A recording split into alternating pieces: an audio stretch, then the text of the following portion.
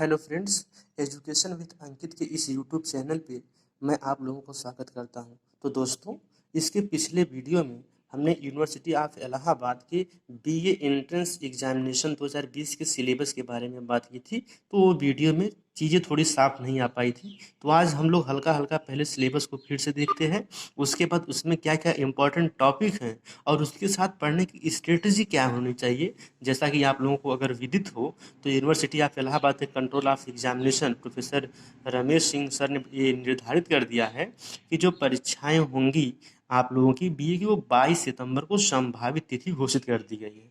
अभी भी आप लोगों के पास लगभग 1 महीने से ऊपर समय है। तो इसमें सिलेबस क्या है, सिलेबस के साथ साथ इसकी स्ट्रेटजी क्या होनी चाहिए और कौन कौन सी इंपॉर्टेंट टॉपिक हैं और कौन कौन सी महत्वपूर्ण किताबें हैं जिन्हें आप पढ़कर ये एंट्रेंस एग्जामिनेशन आसानी से क्रैक कर सकते हैं, इन सारी बातों पर चर्चा इस वीडियो में करेंगे। दोस्तों, पहले जल्दी जल्दी नज़र मार लेते हैं सिलेबस पे। दोस्तों, इसके पिछले वीडियो में मैंने आप लोगों को बताया था यूनिवर्सिटी ऑफ इलाहाबाद के बीए एंट्रेंस एग्जामिनेशन के सिलेबस में कुछ विषय के कंपलसरी क्वेश्चन होते हैं। जैसे लैंग्वेज से 25 क्वेश्चन आता है, जिसमें 25 क्वेश्चन हिंदी से और 25 क्वेश्चन इंग्लिश से होता है। अगर आप हिंदी कर रहे हैं तो पूरा हिंदी करना पड़ेगा 25, इंग्लिश कर रहे हैं तो पूरा इंग्लिश करना पड़ेगा। इसके आपको 50 मार्क होते हैं। रीजनिंग एवं मेंटल एबिलिटी मतलब तर्क शक्ति एवं बुद्धि परीक्षण से 25 क्वेश्चन होते हैं, इसके भी 50 मार्क होते हैं और ये भी कंपलसरी होता है। उसके बाद जनरल अवेयरनेस होता है, जनरल अवेयरनेस के भी 25 क्वेश्चन होते हैं, इसके टोटल मार्क्स 50 होते हैं। इस प्रकार दोस्तों ये 75 क्वेश्चन 150 मार्क के कंपलसरी होते हैं। और उसके बाद आपको 7 विषय दिए होते हैं, 7 विषय में से 3 विषय चूज करने होते हैं। दोस्तों गौर करिएगा कि ये विषय आपको जब पेपर मिलेगा तो पेपर में इस सब के कोड दिए होंगे। जैसे मान लीजिए इकोनॉमिक्स का कोड 3 दिया है, इसका 6 दिया है, तो आप अपने OMR शीट पे इन कोड को भर देंगे जो 3 सब्जेक्ट आप चूज करेंगे और उसके बाद उन्हीं ये क्वेश्चन अटेम्प्ट करेंगे। अगर से मान लीजिए आप जो भी जैसे जब मैं एंट्रेंस दिया था तो हिस्ट्री, पॉलिटी और ज्योग्राफी चूज किया था, और वैसे भी आपका जिसमें इंटरेस्ट हो, जिसमें आपका बैकग्राउंड अच्छी हो, अच्छी कमांड, उसे चूज कर सकते हैं। तो इसमें से आप 3 सब्जेक्ट चूज करेंगे और 25-25 क्वेश्चन आएंगे इस तीनों में से। टोटल क्वेश्चन 75 होंगे, इसके भी 150 मार्क होंगे। तो टोटल क्वेश्चन 150 होंगे, टोटल मार्क्स 300 होंगे, समय 2 घंटे होगी और नो निगेटिव मार्किंग, कोई निगेटिव मार्किंग नहीं होगी। दोस्तों अब इसके बाद हम लोग बात करते हैं कि क्या क्या आएंगे, इसके क्या क्या इंपॉर्टेंट टॉपिक है जिसमें से हर साल मतलब 100% क्वेश्चन आने फिक्स हैं। उन टॉपिक के बारे में बात करते हैं और उनको कैसे पढ़ा जाए, कौन कौन सी बुकें जरूरी हैं, उनके बारे में बात करते हैं। तो दोस्तों सबसे पहले भाषा पर नजर डालते हैं। भाषा ऐसा जो इसका 25 क्वेश्चन आता है ना, ये समझ लीजिए आपको फ्री में मिलने वाला है। इसमें 25 में से 22-20 क्वेश्चन आप आराम से कर सकते हैं। अगर से आप हिंदी चूज करते हैं तो इसमें हिंदी साहित्य का इतिहास से सामान्य 5 क्वेश्चन आते हैं। इसमें भक्ति काल, रीति काल के कुछ प्रमुख कवि दिए जाते हैं, कुछ रचनाएं दी जाती हैं, ये सब चीजें होती हैं। बहुत ज्यादा पढ़ने की जरूरत नहीं है। ध्यान ये देना है कि हमें पढ़ना क्या है। पढ़ना तो बहुत कुछ है, लेकिन जो हमारे लिए इम्पोर्टेंट है उसे पढ़ना है इस वैश्विक महामारी के काल में। उसके बाद वर्णमाला से 4 क्वेश्चन आते हैं हिंदी वर्णमाला में आपको, और उसके बाद व्याकरण से लगभग 16 क्वेश्चन आते हैं, जिसमें महत्वपूर्ण टॉपिक उपसर्ग, प्रत्यय, शुद्ध एवं अशुद्ध एवं अशुद्ध, पर्यायवाची अनेक शब्दों के लिए एक शब्द, रस, छंद एवं अलंकार और समास हैं। अगर से आप अंग्रेजी चूज करते हैं तो इसमें वही सिनोनिम, एंटोनिम, उसके बाद ADM, phrases, one word substitution, comprehension वगैरह से क्वेश्चन अच्छे खासे पूछे जाते हैं। लेकिन मेरा सजेशन रहेगा, अगर आप 12th में यूपी बोर्ड से या CBSE बोर्ड किसी भी बोर्ड से हैं तो हिंदी भाषा का चयन करेंगे तो ज़्यादा बेहतर रहेगा, क्योंकि चीज़ें इसमें साफ है। इसमें वर्णमाला से 4 क्वेश्चन फिक्स है। व्याकरण में लगभग वो चीज़ें लोग शुरू से पढ़े रहते हैं, तो उस चीज़ें सामान्य रूप से आप कर ले जाएंगे, बशर्ते ध्यान रहे कि जो शुद्ध अशुद्ध वाला ये सब छोटी छोटी चीज़ें ज़्यादा पूछ लेते हैं। अगर बात करते हैं आपसे रीजनिंग और मेंटल एबिलिटी की, तो गौर करिएगा कि इसमें सिर्फ वर्बल रीजनिंग आती है। वर्बल रीजनिंग मतलब जो भाषिक रीजनिंग होती है, जिसमें सबसे महत्वपूर्ण जो टॉपिक है वो सबसे महत्वपूर्ण टॉपिक पहला ही है, और वो है कोडिंग डिकोडिंग, जिससे 2 से 3 क्वेश्चन हर हाल में आना है। दोस्तों नोट कर लीजिए, 3 से 4 भी हो सकते हैं, लेकिन 3 से 2 नहीं हो सकते हैं। नंबर सीरीज और अल्फाबेट सीरीज से भी 2 से 3 क्वेश्चन 100% आने हैं। ये ऐसे टॉपिक है जिसमें क्वेश्चन आना ही आना है। उसके बाद रैंकिंग, डायरेक्शन, ब्लड रिलेशन से 2-2, 3-3 क्वेश्चन आते हैं। ये इस तरह से 8 क्वेश्चन हो जाएंगे। कैलेंडर से 2 क्वेश्चन हर हाल में आना है। क्लॉक से 1-2 क्वेश्चन आना है। वेन डायग्राम से क्वेश्चन आने हैं। इस प्रकार ये 25 क्वेश्चन आते हैं दोस्तों। इसकी थोड़ी सी स्ट्रेटजी के बारे में बात करते हैं, कैसे पढ़ा जाए इसे, उससे सब बाद में चर्चा करते हैं। इसके पहले ये भी देख लेते हैं कि जो जनरल अवेयरनेस का पोर्शन होता है, इसमें दोस्तों 2 से 3 क्वेश्चन, 3 से 4 क्वेश्चन करंट अफेयर्स के होते हैं, 3 से 4 क्वेश्चन करंट अफेयर के होते हैं। बाकी जीके में लगभग 15 से 18 क्वेश्चन होते हैं। इसमें वही जो आप हिस्ट्री, पॉलिटी, ज्योग्राफी, इकोनॉमिक्स पढ़े रहेंगे उन्हीं में से क्वेश्चन होते हैं। अलग से कहीं से जी मतलब जनरल अवेयरनेस का मतलब कहीं और से क्वेश्चन नहीं आएगा। सेम वही क्वेश्चन संविधान सभा के अध्यक्ष कौन थे, ऐसे ऐसे क्वेश्चन पॉलिटी वगैरह के पूछे जाते हैं। और जीएस जनरल साइंस के विटामिन के नाम वगैरह और ये सब चीज़ें, छोटी छोटी चीज़ें 2 से 3 क्वेश्चन या 3 से 4 क्वेश्चन पूछ ली जाती हैं।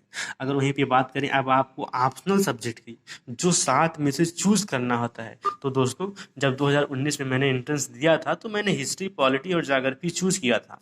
और सौभाग्य से मेरा जो यूनिवर्सिटी में सब्जेक्ट कॉम्बिनेशन है वो ज्योग्राफी, इकोनॉमिक्स और हिंदी साहित्य है। तो मैं आप लोगों को जो कराने वाला हूँ वो हिस्ट्री, पॉलिटी और ज्योग्राफी 3 सब्जेक्ट ही कराऊंगा। और इसके अलावा अगर आपका कोई इंटरेस्ट है अदर सब्जेक्ट में तो आप उसे भी चूज़ कर सकते हैं। लेकिन मैं यहाँ जो बताऊंगा वो आपको हिस्ट्री चूज़ करने के लिए बताऊंगा। अगर आप हिस्ट्री चूज़ करते हैं तो ध्यान रखना है कि हिस्ट्री जो क्वेश्चन आते हैं सिर्फ इंडियन हिस्ट्री से आते हैं। कतई आप इसके चक्कर में मत पड़िएगा कि वर्ल्ड हिस्ट्री पढ़ लें, रूसी क्रांति, फ्रांसीसी क्रांति जो कक्षा 9-10 में है, इससे कतई क्वेश्चन आते ही नहीं है। सिर्फ इंडियन हिस्ट्री, और उसमें आपको एंशियंट हिस्ट्री में महत्वपूर्ण टॉपिक सिंधु घाटी सभ्यता 100% 1-2 क्वेश्चन आने फिक्स हैं। इसमें जैन धर्म, बौद्ध धर्म से 2-3 क्वेश्चन आने फिक्स हैं। गुप्त एवं गुप्तोत्तर काल से 2-3 क्वेश्चन आने फिक्स हैं। इस पर 5-6 क्वेश्चन इससे आ जाते हैं।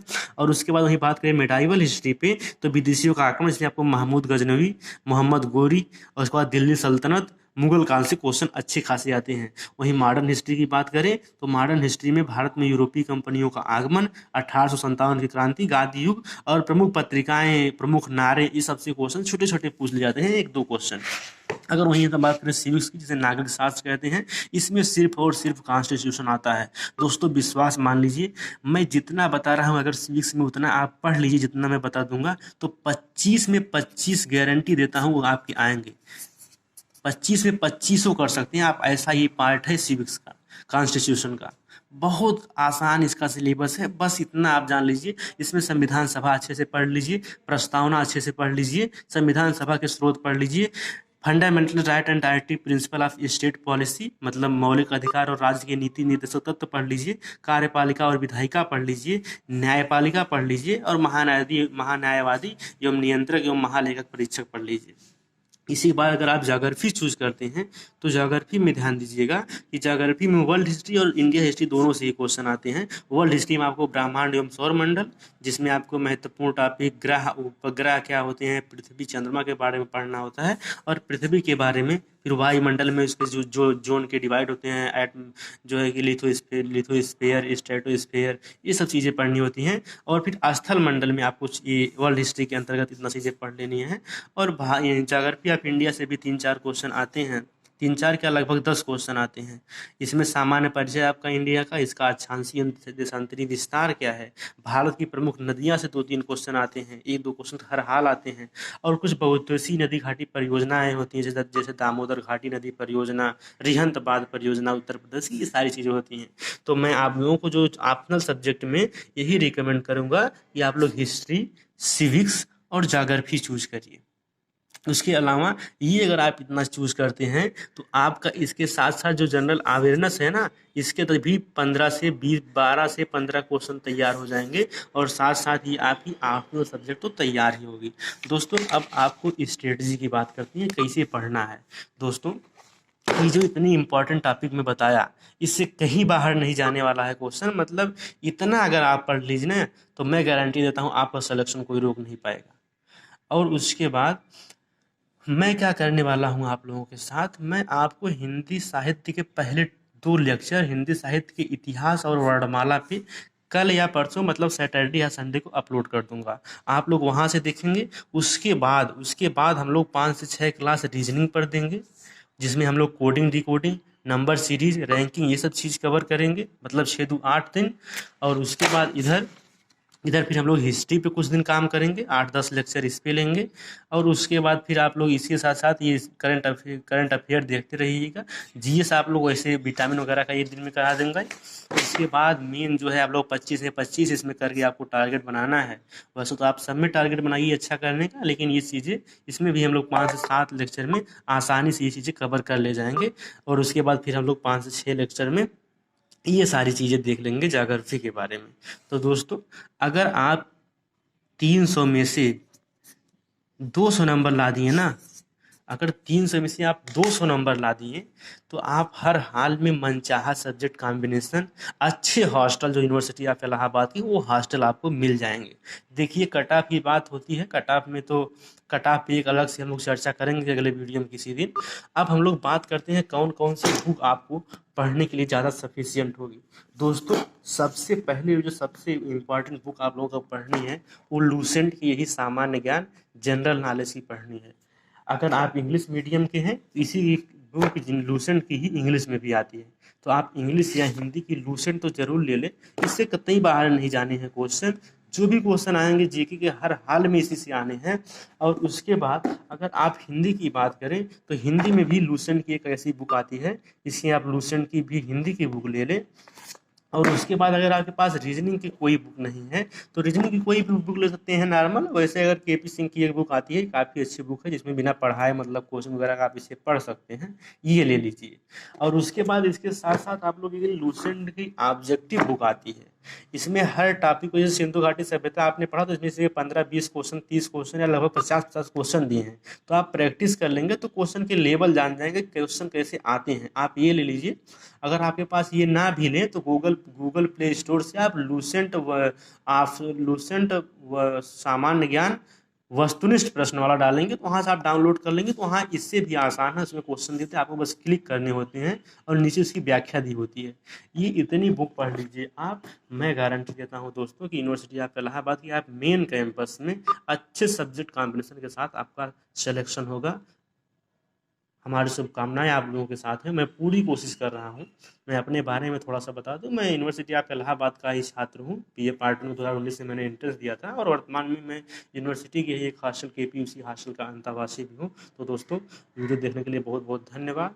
अपने दोस्तों के साथ शेयर कीजिए। चैनल अभी नया है, अभी बहुत सारी इशूज आएंगे इसमें, इस लेकर कि कैसे मैनेज किया जाए, वीडियो क्वालिटी में प्रॉब्लम आ सकती है और बहुत सारी चीज़ें सकती हैं। धीरे धीरे सब सही होंगी, बस थोड़ा सा आप लोग कोऑपरेट करिए। अभी जिनको ज़रूरत है शेयर करिए। देखिए, जो एक एक होता है जो अभी उस रास्ते से गुजरा है तो चीज़ें उसको पूरे दिमाग में रहती हैं कैसे क्वेश्चन आया है, सो दैट वो चीज़ मैं अभी करके ही अभी मैं आप लोगों से, आप लोगों की हर परेशानी से रूबरू हूँ। क्योंकि मैंने भी अभी 1 साल पहले ही बीएचयू और इलाहाबाद यूनिवर्सिटी दोनों का से एंट्रेंस दिया था और 2019 में ही मैं इंटरमीडिएट पास किया था।